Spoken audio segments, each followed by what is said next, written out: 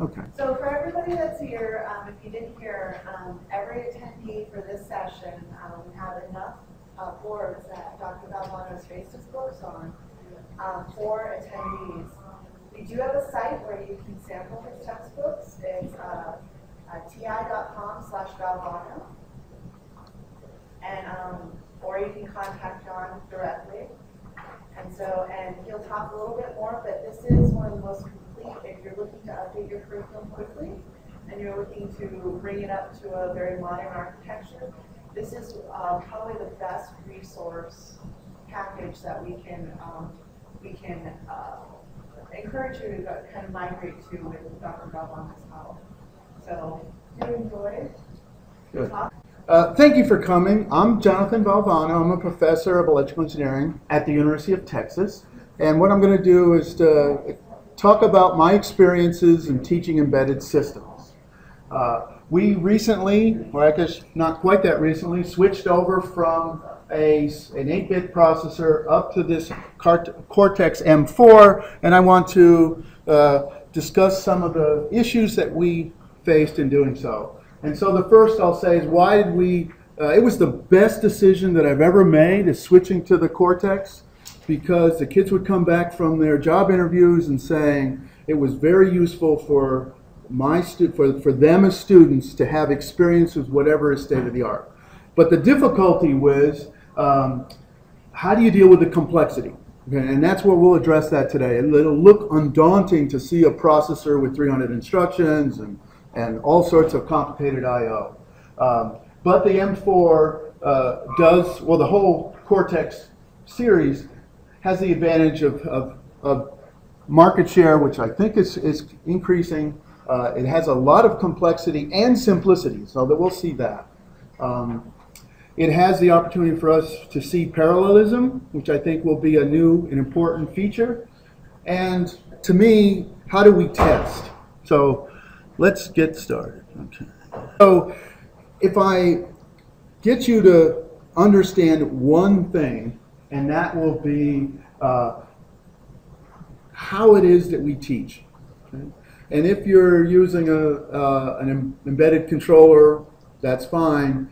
But in the second part of this talk, I want to list some things that I'd like you to remember. Okay? And in the middle of the talk, we'll talk about the boards and the books and the labs, etc.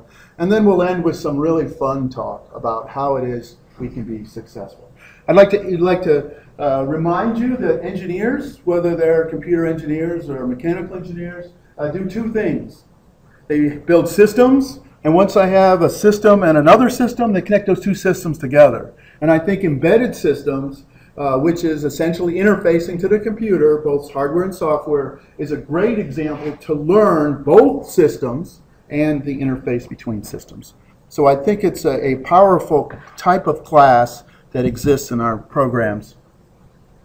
How do we tell if we're successful? I know I'm successful because companies call me up on the phone and want to interview my students. I get lots of visits from recruiters. I think, and how did this happen? Is over the years of teaching, I interviewed the interviewees and asked, well, what are the companies looking for? So they want tools, they want skill set, they want communication skills, they want design skills, they want testing skills, they want someone who can think outside of what it is that a detailed recipe of what's going on.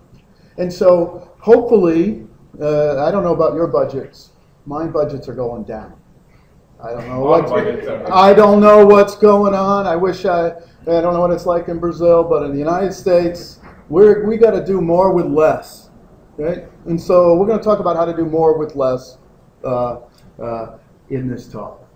And then I'm a team player, and I'll tell you why I think teams, thinking of teams is an appropriate way to do it. So here's the first thing I want you to remember. Write this one down. This is what I think is proper education. And again, this doesn't matter whether you're teaching French or whether you're teaching electrical engineering or software engineering or mechanical engineering. I believe strongly in the bottom-up approach. And from an educational standpoint, we begin with what is an electron, and then what is current, and what is a transistor, and what is a PNP transistor, and what's a flip-flop, and what's a gate, and what's a register, and what's an ALU, and what's a memory, and then what's machine code, and what's assembly code, what's C code, what's et cetera, et cetera. And the idea here is, if everyone will agree that modular or abstraction is an important thing, but how do you teach abstraction? If you say this is an abstraction, like this computer is a Turing machine, that's not telling the students anything. But if they can understand everything about a box, whether it be a NOT gate or a flip-flop or a microcontroller, they understand everything about it. Then they put it in the box, and now they use the box. They know what's in the box still, but now while they're using the box, they can see the abstraction. Okay? And the abstraction obviously occurs when they, as I said earlier, you take two systems and connect them up, you make a bigger box. And so I do believe this bottom-up approach to education is very, very powerful. So we start with machine code, assembly code, C, Java, etc., up the chain of abstraction, Python, all those things that exist way in the abstract. So I think this is a very, very powerful way to educate. You're here because you heard about labs. So I probably don't have to tell you that you don't learn with your ears. You don't learn with your eyes. You learn with your hands. You know, if you're not using your elbows, you're not learning, in my opinion. And so things that they do, they learn. Things that they hear or see, they don't necessarily learn. I teach a big class. It can be 400 people, 400 students, 5 sections, 18 teaching assistants. And what I've found as a manager is if I'm talking the talk and getting somebody in my team, if you can get the professors to do the labs, they become way better teachers. And it's when one professor makes the lab and another professor's teaching the class, that disconnect is very unhealthy. So doing is a very important task. Let me tell you something else I learned in medical school, and that is see one, do one, teach one. That's a medical school expression. And what we found, okay, here's my first, how am I going to save money? Okay? We have found that our university lets us hire undergraduate students, undergraduate teachers. And this is not only inexpensive, in my case, but it's also very effective for both the educational process as well as the people who we're hiring. So those students that we invoke to teach the other students, they're properly mentored, properly managed, but they are a very, very effective way to handle large quantities, is to tier them up. My grandmother talked about one-room schoolhouses, right, where the 10th graders were teaching the 10th graders were teaching the 9th graders, 9th graders teaching the 8th graders. This is the model that I'm discussing. And I don't know if I can do it without paying them. We'll see how low the budget goes. As long as I got money, I'm going to pay them. Okay, that's takeaway number one was a bottom up. Takeaway number 2 is empowerment. One of the nice things that's happened in the technology is these boards used to cost $500, and then they used to cost $100, and now this one here only costs $13, and there's even cheaper ones than $13. And so what we have done is when we used to lend them to the students, and we'd have 50 of them in checkout, and the student would come back the next morning and say to the professor, they're all broken. I tried them all, and they are all broken. And the response was, yes, they're all broken now, because they were shorting out some supply over and over and over again. And so lending them to it didn't work. But once we shifted the paradigm so that the students owned it, they don't break anymore. They don't break anymore. It's awesome. Now, They have okay, to buy it? Or- I make my students buy it. Okay. But I mean, it's a $13. You know, I don't know what you've seen what a textbook costs, but you know, I mean, I will give them the resistors and the LEDs, but I make them buy the board, and they just sort of take so good care of it. And if they don't want to keep it, they can sell it to the students next semester. It was a wonderful experience in terms of them taking, and you teach them how to take care of it, of course, but now they're listening. Our lab space is shrinking. I don't know if you've had less space. Okay? So now one of the cool things that can happen in technology is to transfer the place in which they do their design from a big expensive room into their dorm rooms or their apartments or any room. And we do that by requesting them to have their own voltmeter. Now, in the U.S., you can go over to Harbor Freight and buy this guy for $3. Okay? And then you want to be the most popular guy on campus is you give things away. So it's my office is like a candy store. Okay? And I spend $3,000 buying stuff, and then I'll tell you how to get some free stuff. But I get stuff and I give it away. And little thing, then so the students then basically build up something that is not very expensive, that is theirs.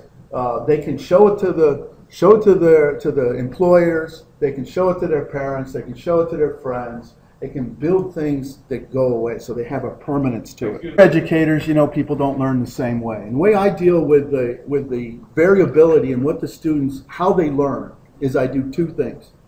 Every lab has a structured way to get through it, because some kids love that structure. What am I done?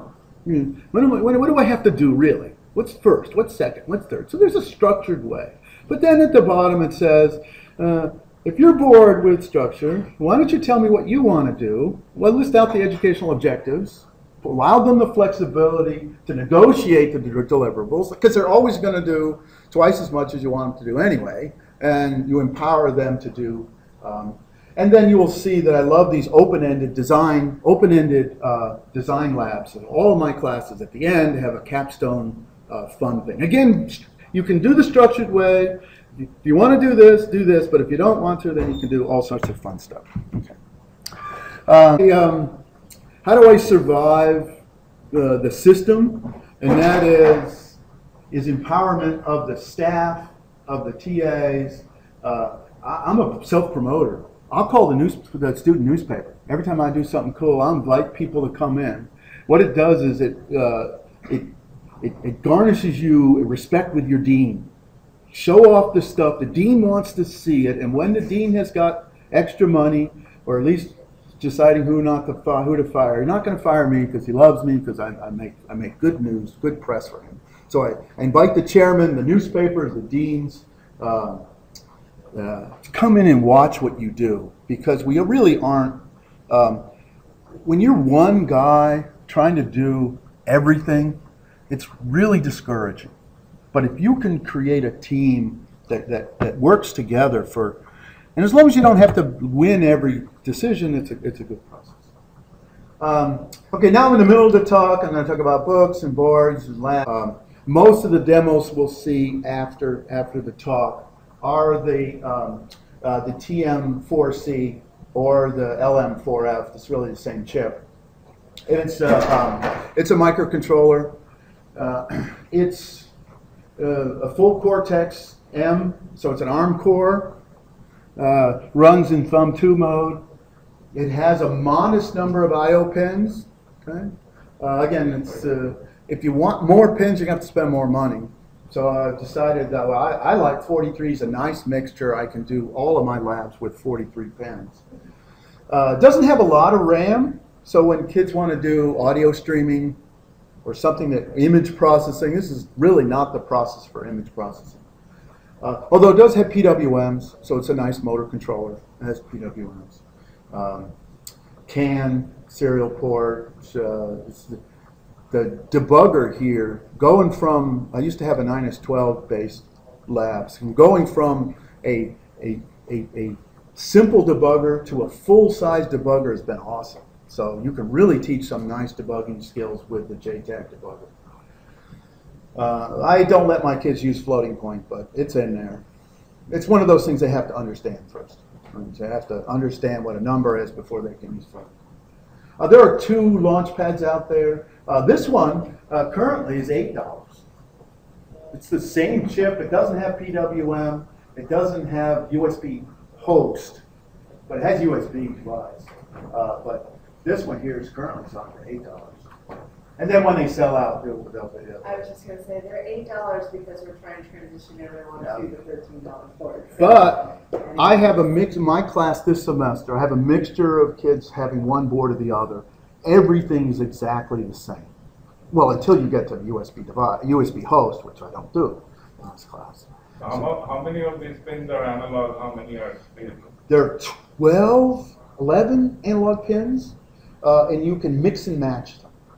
So yeah, there's a register. You said this pin is analog, this pin is serial, this pin is CAN, this pin is timer, and so you can select what that pin is. So those 43 mix out. There are 2 A to D converters in there. They're 12-bit. It's got a DMA controller, so you can DMA the A to D converters right into memory. It's code. It's visual. The question was, how do you tell a pin who to be?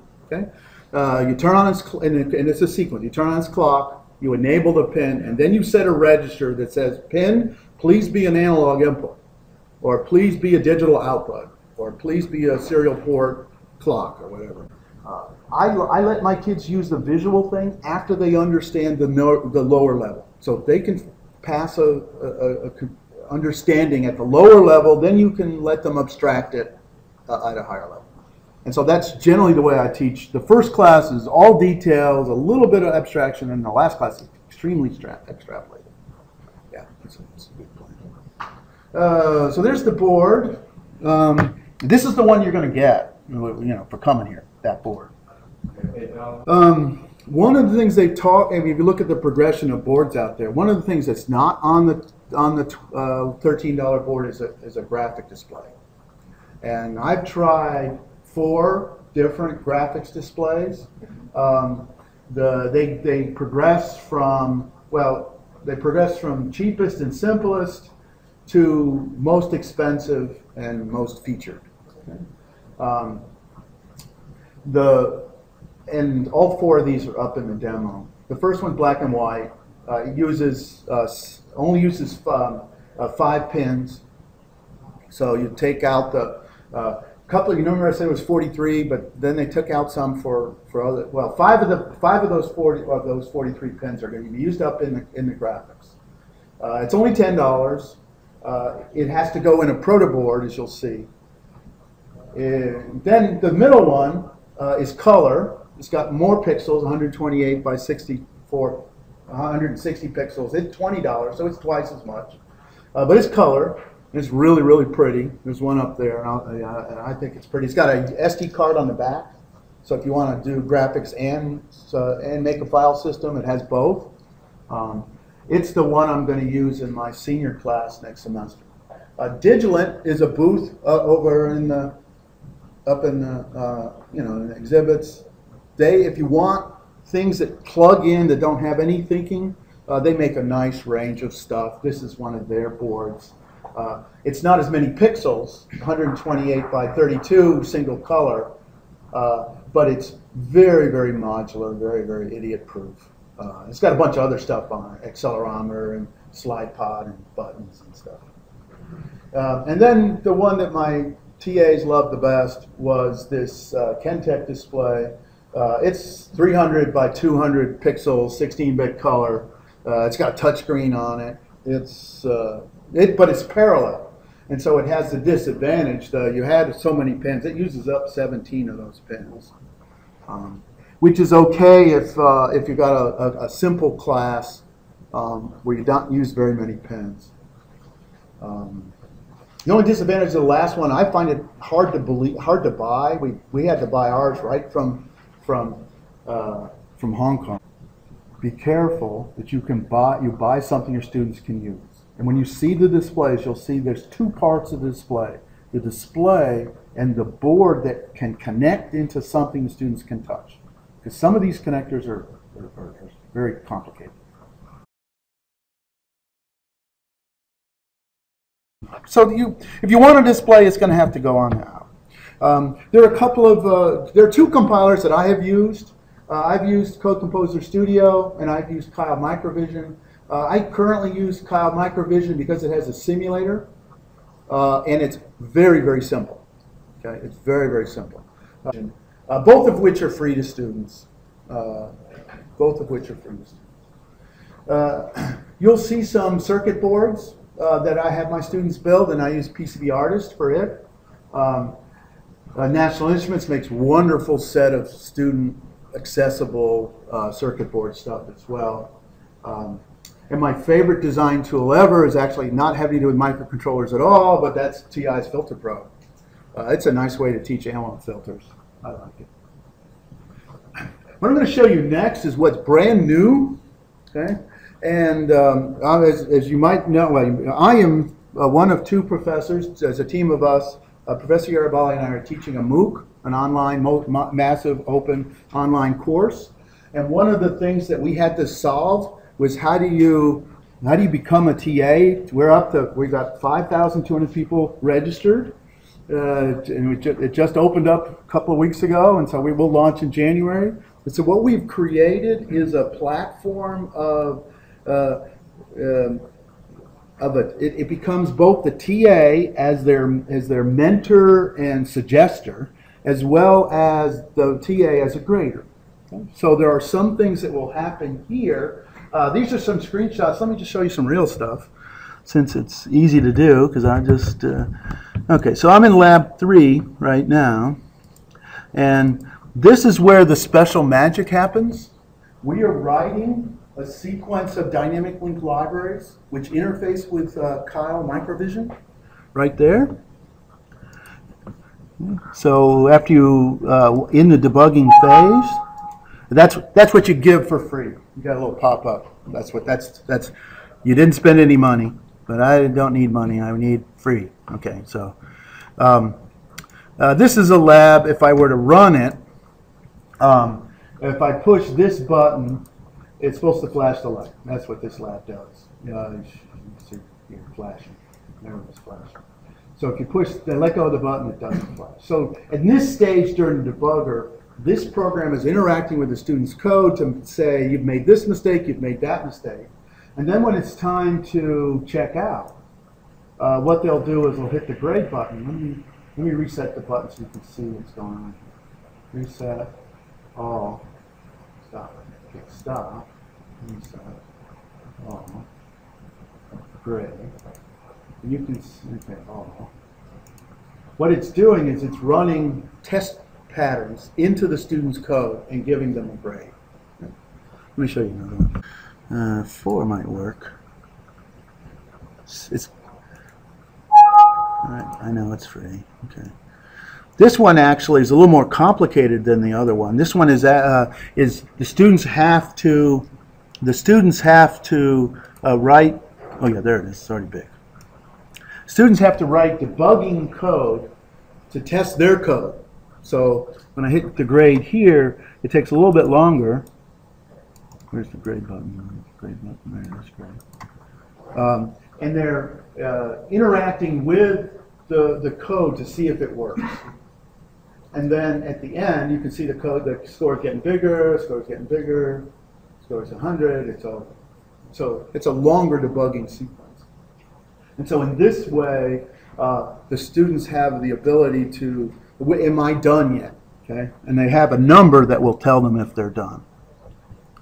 So those are this is the hard part that happens in the MOOC, and that is how do I, there's a traffic light controller over here. This is the audio lab where they have to generate a digital piano. And so the sequence of keys here are supposed to generate a sine wave tone there. So those are the applications I use.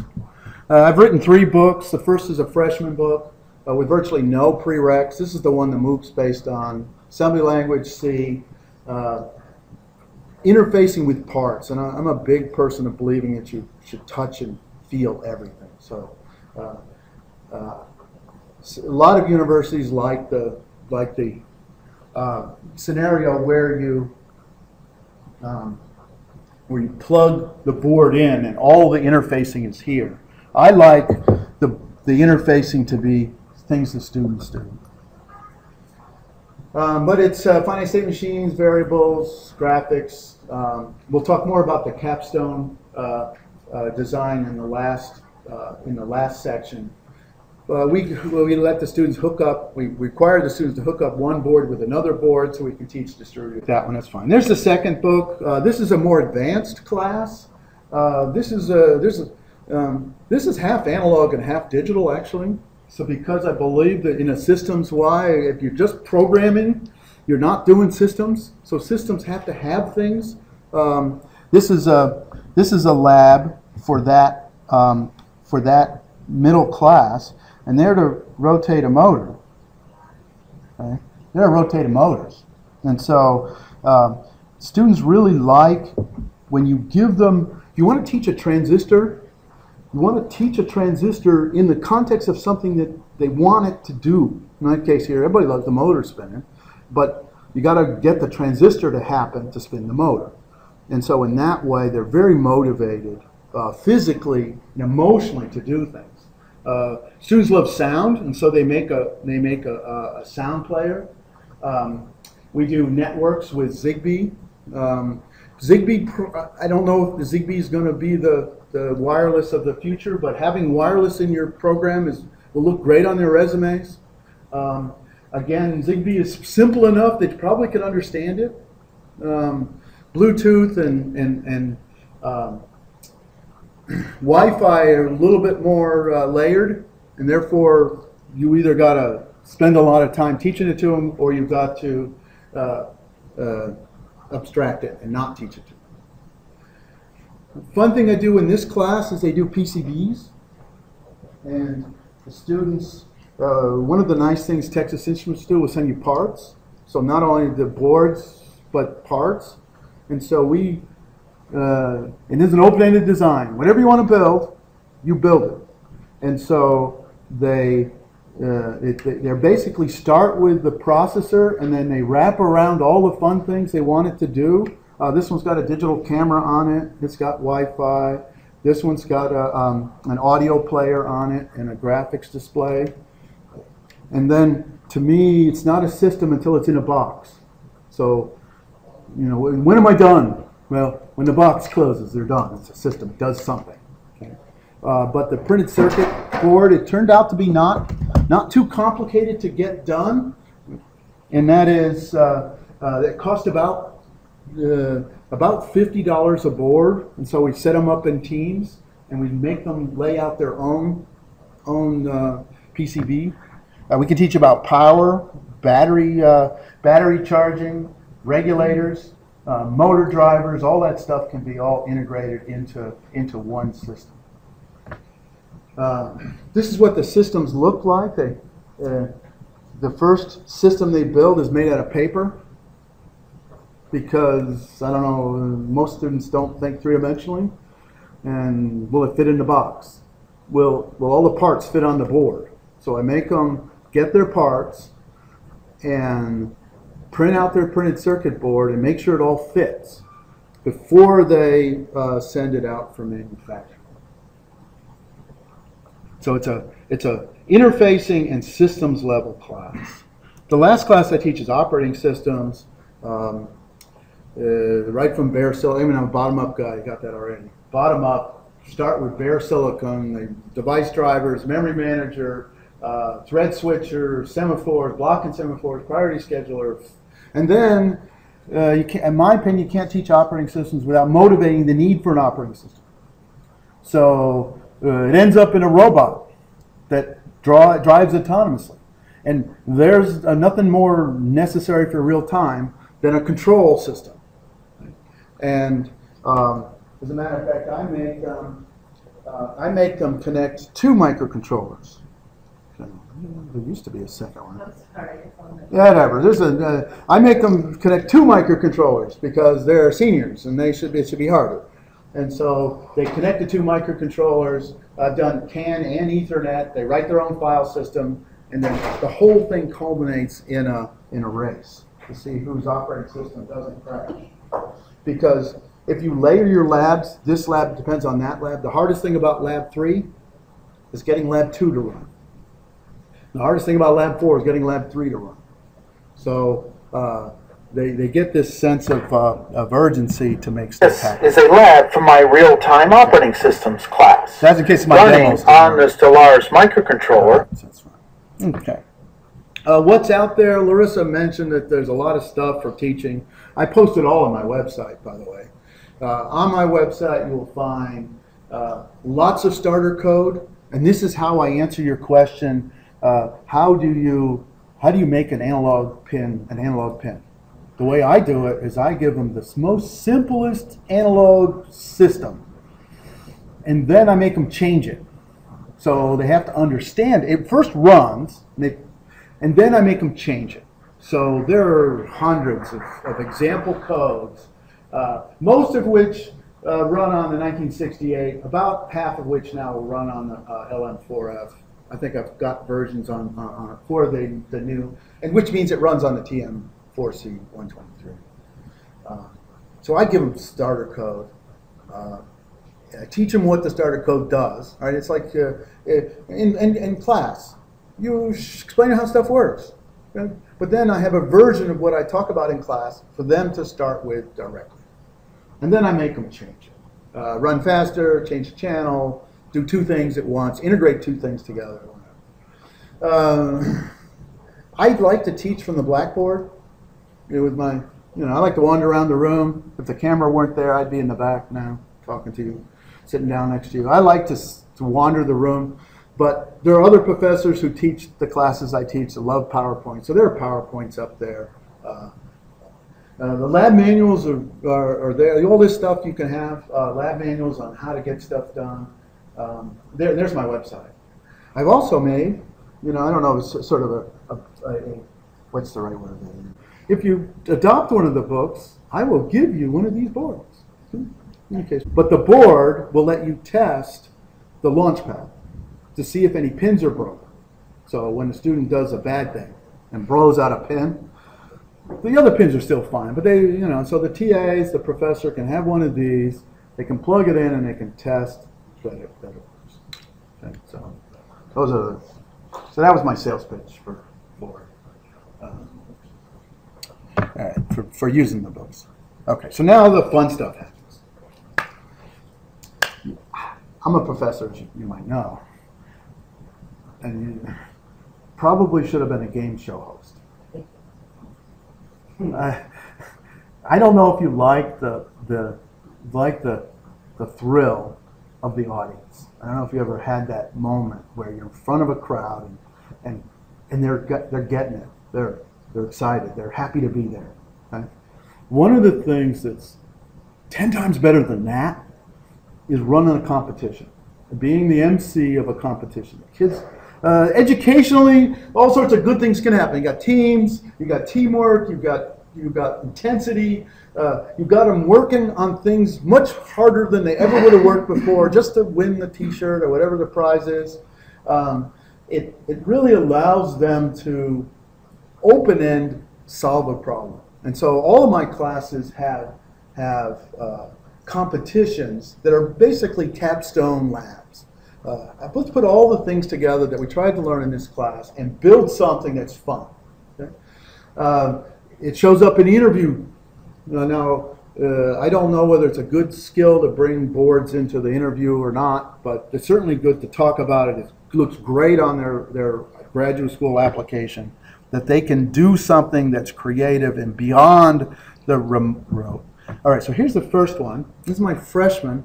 They build a handheld game. There's a couple of handheld games that you can see up in the demos, but I want to run this one. Yeah, I got 7 minutes. I'm almost done. Okay, I'm not back. Play it. Play it.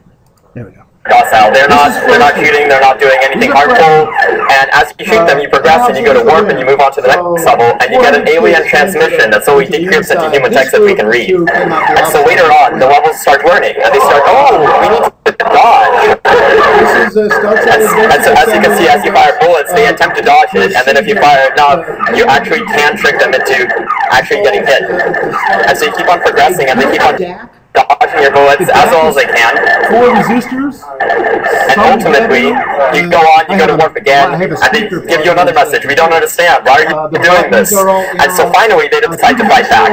And so at this point, they just fire straight down. They're not doing anything too difficult. They're still knocking your bullets somewhat. And so the game is starting to get more and more challenging as you progress and go on. We have several different types of bullets that you can fire. You can fire 3 shots at once, or you can fire single shots, but 3 at a time. And we want to limit the number of bullets that you have to make the game harder and to make it more strategic. So as you can see, what we have here is the enemies fire directly at you, and to indicate that the enemies will rotate to face you no matter where you... Okay. We interview them after, and I asked that question. Okay. That was 20 hours a week in the last 2 weeks. And they didn't go to their other classes. So that was not necessarily a good model. But we teach them what array is. Okay? We give them a starter code with one little sprite at the top and a little guy at the bottom. And we give them a function that draws sprites. And so we give them the build. We teach them what an array is. It's they've done, the part of this is they've done all these pieces one by one throughout the semester. Right? So the components of the game are educational things they've learned in the previous labs. This one is actually there's actually 2 displays going, and you can play on both because they're connected with a serial port. So it's intentional that the pieces all fit together to create something that's fun to play with. And it's peer evaluated. They play each other's game and they like which one they like the best. But it's like totally awesome to be in the room orchestrating this. This is the one you want the newspaper to come see. And okay, that's 5 minutes. This is my next competition. It's a PCB layout system. There's a quadcopter. It never flew. 2 of the motors spun. I mean, I encourage the kids to be high risk because they're graded on design and not on function. So I'm a lover of LEDs, so they know if there's LEDs in it, I'm going to love it. So there's an LED cube over there. There's another 3-dimensional snake game up there. They can build practical things, like there's an oscilloscope. There's a piano. That's a digital piano. Games, LED clock. Wireless camera. And my last one is my seniors. Hi, I'm John Valvano, a professor at the university. They make it an autonomous robot. There are 2 processors on there. I give them, everybody has the same battery, everyone has the same 2 motors and the same wheels, but everything else about it is the same, has to be the same. There's a bunch of sensors, infrared sensors, ultrasonic sensors. I give them a lot of motors, and they drive on this track. You can see right away the difference between, you see those 2 robots? One kid learned how to make an H-bridge, the other didn't. Because if you can use a MOSFET H-bridge, you get to go faster because everybody gets 8.4 volts, and the question is how many volts did you get across the motor? But even the lowest ranking kids can get robots that go around the track. Not very fast, but again, it's not very good, and they crash into the wall. But again, this is my senior class, and that's the one with the real-time operating system. So there's 2 boards of the real-time operating, their real-time operating system running on both boards.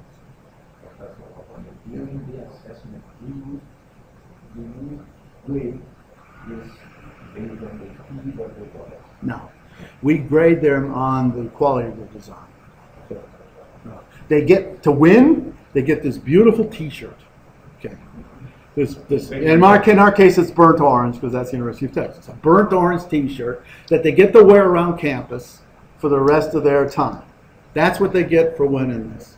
Now, we have invited, I guess the last time they got Beagle bones, because Kathy Wicks and I don't know if you were there. Kathy was there.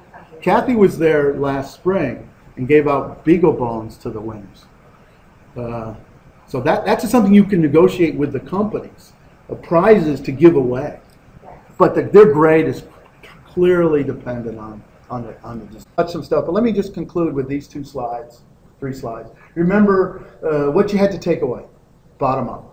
Okay, motivate your students, empower your students. That means make them buy the board. Okay, that's what that means. Empower students is to make them buy the board. Motivate the students is to have a competition, open-ended design. And then, if you want to be successful in a university, my plan is to bring teams into it. Here's a bunch of websites. I will just caution you. Okay, the first, there's my website again with the examples. The other 3 are TI websites for software example code. And that's probably the single most important thing for you to decide. Do I want to use Arduino? Do I want to use a BeagleBone? Do I want to use a Cortex M4? Do I want to use this Cortex M4 or that one? Is how much code is out there that you can start with. Because if you're the guy who has to write all the code to do it, you're going to spend all your time doing something that someone else should have done for you. The middle one is a cool website for getting free stuff. And it's really quite broad in the amount of free stuff that you can get out there, from connectors to chips to, TI's on this list, but all the other manufacturers are also on that list. And they're the 2 compilers I mentioned. And there's a website for my MOOC. This is, as Larissa will point out, if you want something from TI, you can go to University at TI. Those are the 3, all the stuff about these 3 courses are at my website, and then you go to one of the 3, the freshman class, the junior class, and the senior class. And I love to have emails, so